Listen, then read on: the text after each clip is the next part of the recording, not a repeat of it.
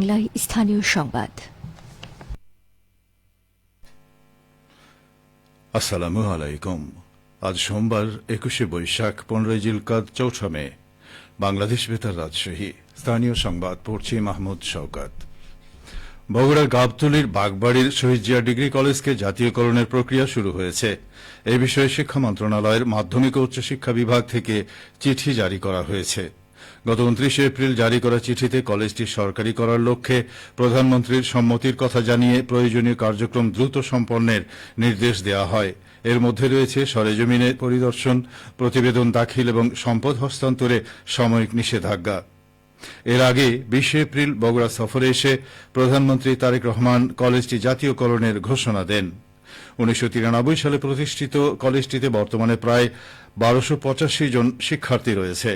জাতীয়করণের উদ্যোগে শিক্ষক, শিক্ষার্থী ও স্থানীয়দের মধ্যে উচ্ছ্বাস দেখা দিয়েছে।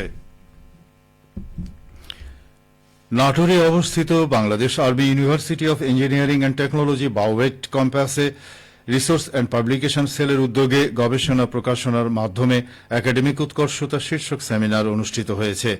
গতকাল ক্যাম্পাসে আয়োজিত সেমিনারে প্রধান অতিথি ছিলেন বিশ্ববিদ্যালয়ের উপাচার্য brigadier general S M. Lutfor Rahman. প্রধান অতিথি শিক্ষক, শিক্ষার্থীদের গবেষণামুখী হওয়ার জন্য উৎসাহিত করেন এবং একাডেমিক উৎকর্ষতা অর্জনে গবেষণা প্রকাশনার অপরিহার্যতা তুলে ধরেন।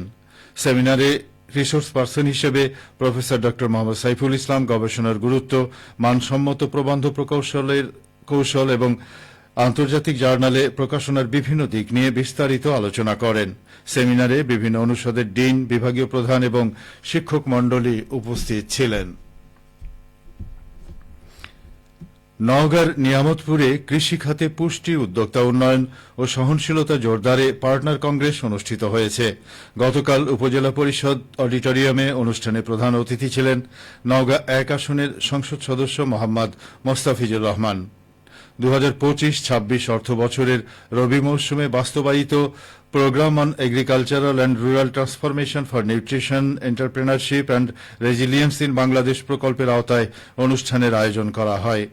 আয়োজকগণ জানান, টেকসই কৃষি উন্নয়নে পুষ্টি সমৃদ্ধ ফসল উৎপাদন, কৃষিভিত্তিক উদ্যোক্তা সৃষ্টি এবং জলবায়ু সহনশীল প্রযুক্তি ব্যবহারের বিকল্প নেই।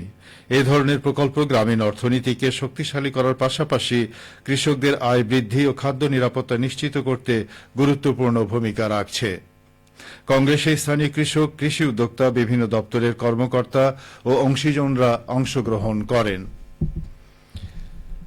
আমকেন্দ্রিক অর্থনীতি এখন রাজশাহী বিভাগের 4 জেলায় বিস্তার লাভ করেছে।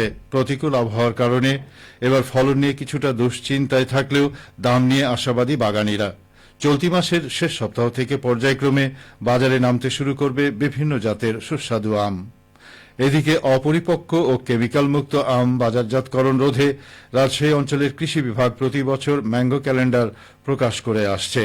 এ নিয়ে শুনুন আমাদের রাজশাহী মহানগর সংবাদদাতা রাজু আহমেদের বিশেষ প্রতিবেদন। আমের মৌসুমে সচল হয় রাজশাহী অঞ্চলের অর্থনীতির চাকা। চলতি মাসের শেষের দিকেই বাজারে মিলবে রাজশাহীর সুস্বাদু আম। তবে চলমান খরা ও মৃদু তাপপ্রবাহের কারণে দুশ্চিন্তায় রয়েছেন আম বাগানীরা। আমার প্রায় 100 বিঘা জমিতে এবার আছে 100 আপনার হিমসাগর, ল্যাংড়া, তারপরে নতুন জাতের মধ্যে আছে ব্যানানা ম্যাঙ্গো আছে, কিং অফ চাকাপাত আছে, তারপরে সূর্য ডিম অল্প কিছু আছে, বাড়িফুল আছে, আর কলি আসে না, লক্ষণ ভোগ এগুলো। পরিস্থিতি একটু কম লাগছে অন্য বছরের চাইতে। সব বাগানে আম একটু কম হয়েছে ফলন, তবে আমার আমটা ভালো আছে আল্লাহ। অপরিপক্ক আম বাজারজাতকরণ রোধে কৃষি বিভাগ ম্যাঙ্গো ক্যালেন্ডার প্রকাশ করে আসছে বলে জানিয়েছেন রাজশাহী জেলার কৃষি সম্প্রসারণ অধিদপ্তরের উপপরিচালক মোহাম্মদ নাসির উদ্দিন। গতবারের তুলনায় এখন পর্যন্ত মাঠের যে আমের অবস্থা ভালো আছে।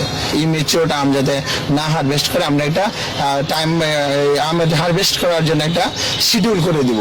সেই শিডিউল অনুযায়ী যাতে আমের হারভেস্ট করে এবং যাতে কৃষকরা যাতে বাজার মূল্যটা পায় এবং ন্যায্য মূল্য যাতে পায়। ভালো দাম পেতে আম প্রক্রিয়াজাতকরণের উপর জোর দিয়ে রাজশাহী বিভাগের কৃষি সম্প্রসারণ অধিদপ্তরের অতিরিক্ত পরিচালক ডক্টর আজিজুর রহমান বলেন, বাজারে যদি দাম পড়ে যায় কৃষকরা যাতে নিজস্ব প্রক্রিয়ার মধ্যে দিয়ে তারা সংরক্ষণের ব্যবস্থা করতে পারে। যেমন আমরা যদি আমসত্ব তৈরি করতে পারি, অথবা চিপস বানাতে পারি, অথবা জ্যাম বানাতে পারি, জেলি বানাতে পারি, এগুলো নিয়ে আমরা কাজ করছি। রাজশাহী, নওগাঁ, নাটোর ও চাঁপাইনবাবগঞ্জ এই 4 জেলায় 92,552 হেক্টর জমিতে আম বাগান রয়েছে। চলতি মৌসুমে রাজশাহী অঞ্চলে আম উৎপাদনের লক্ষ্যমাত্রা ধরা হয়েছে প্রায় 12 লাখ মেট্রিক টন, যার বাজার মূল্য হবে প্রায় 11,147 কোটি 24 লাখ টাকা। রাজশাহী থেকে রাজু আহমেদ, বাংলাদেশ বেতার। সবশেষে আবহাওয়া। আজ সকাল 6টায় রাজশাহীতে তাপমাত্রা ছিল 24.8 ডিগ্রি সেলসিয়াস।